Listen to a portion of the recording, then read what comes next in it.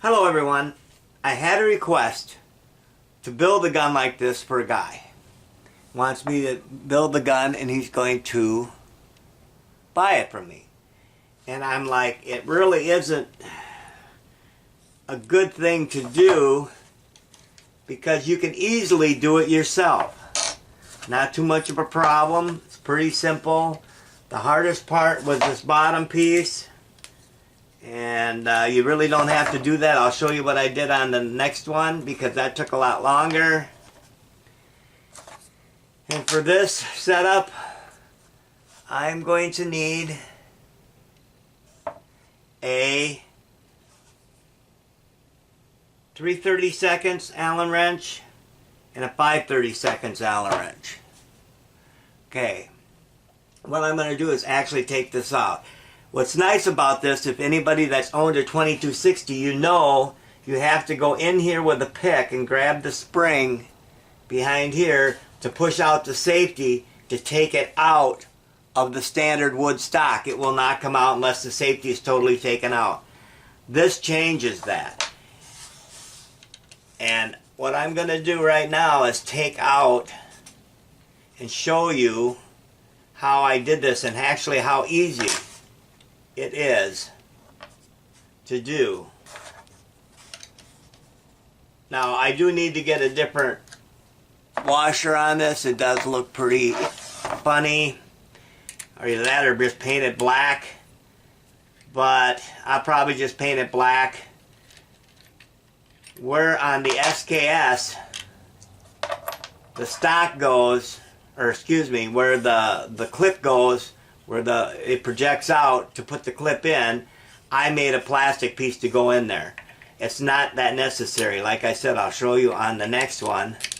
And then you just got to pull this piece out, which is almost easier to come up here and push, go right down alongside of it and push it right out. Because there is a gap in there. You'll probably be able to see the gap where it goes down through. You can't really see it once you get a scope on and that.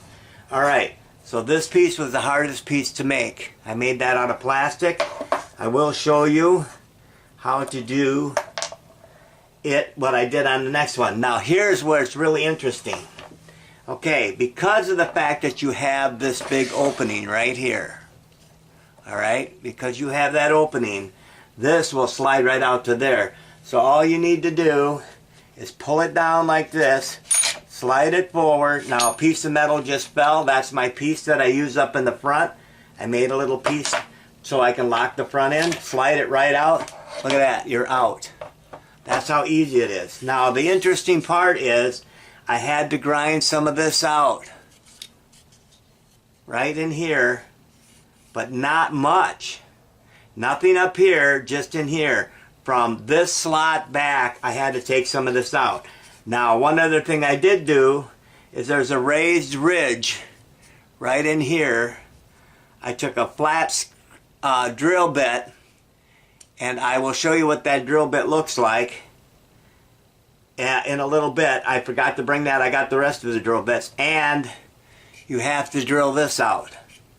Plus, I had to cut about 2.5 inches off the front of the stock. You can actually put 2 of these on, and I'll be showing you that in a second. And then all I did was with this drill, with this setup, and this is just a cheap little drill bit that I can snap on here, take off. It's got a 1/4 inch. I put this in like this, took this like this, put this in there, and then ran it through. And then just kept working it till I got it so that the barrel would fit down in there. Filed off the end.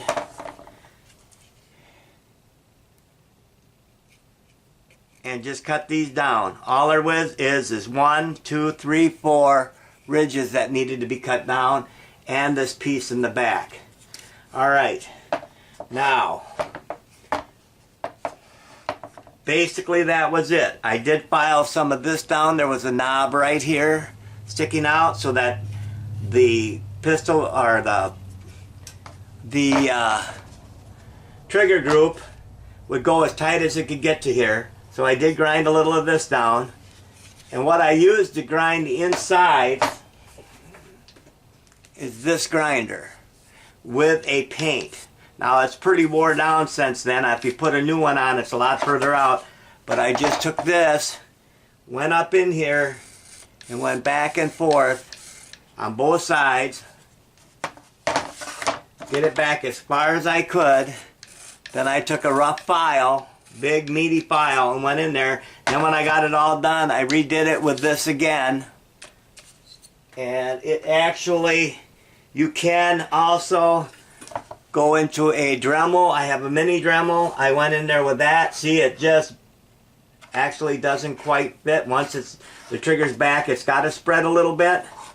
Once the trigger gets back here, it's allowed to go back to the normal, but you can see that there still is a little bite there. And that is about a 5/8. Okay, and then I just took this and went in here and ground this down, what I needed to go back. And that's that with there. This is actually a folding stock. I left the eyelet on with this one. Now just to show you what a stock looks like complete, I'm going to bring the other stock up and show you. Alright, this is a wood drill bit for drilling a hole through, or you can go partial way through, and it gives you a nice flat bottom.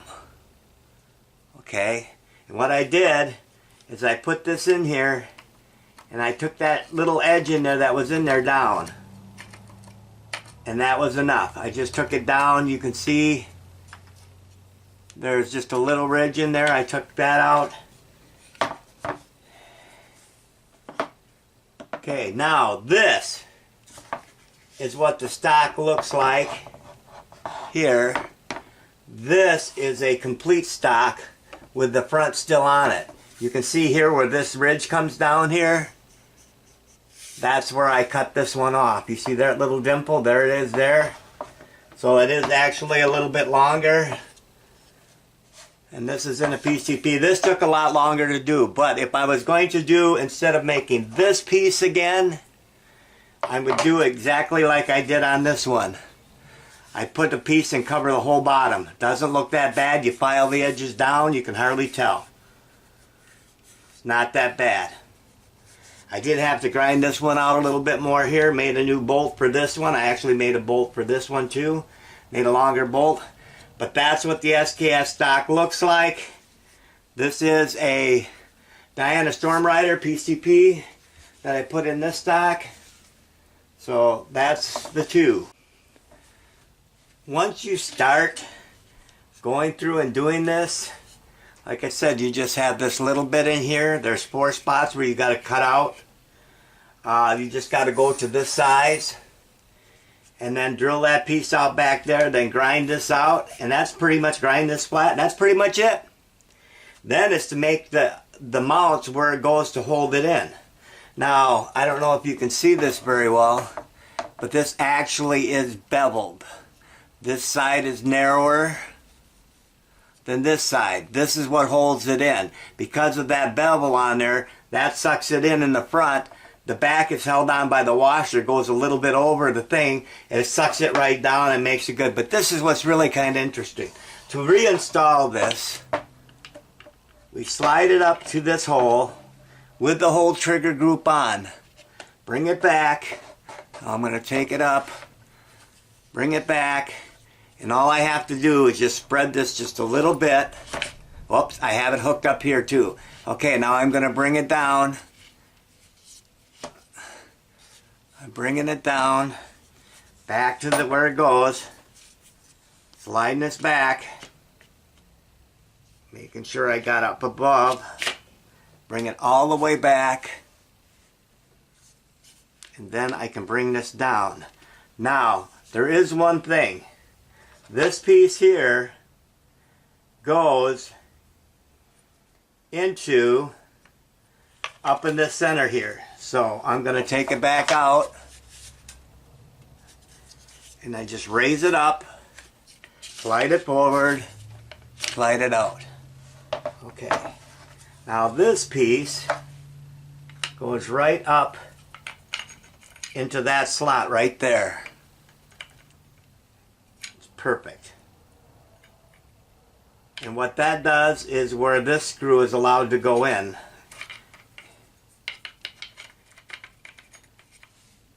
Just like that. Then I'm going to redo the gun, put it back into the hole up here, keep it up, slide it all the way back, keeping it up, bring it down, suck it into that point, tip this upside down, take and set this piece in, just like that.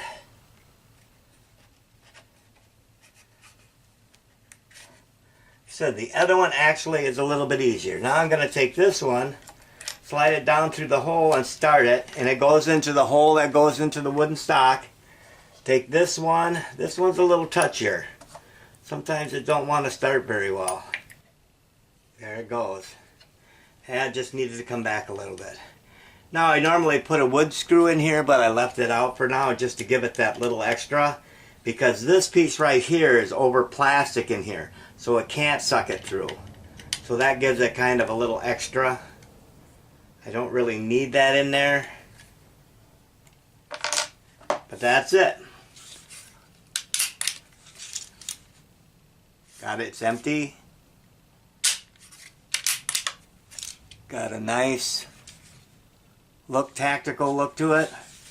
You don't have to cut it off quite as far as I did, but it kind of gave it a nicer look by doing it that way. Plus, this is the 2260, and I took and got rid of the stock barrel band, and I bought 2 accessory barrel bands, because the stock ones on some of them, I don't know if they changed them or not, but on the stock ones, it actually pulls the barrel down and it's hard to get the scope centered. I could not. I actually had to put mounts on this gun that would drop the front end of the scope down. And with doing this, I actually could go back to the stock mounts, and I had no problem with actually getting, you could actually see the gap in here get smaller as it got up to here. So it really made it tough to zero in the gun.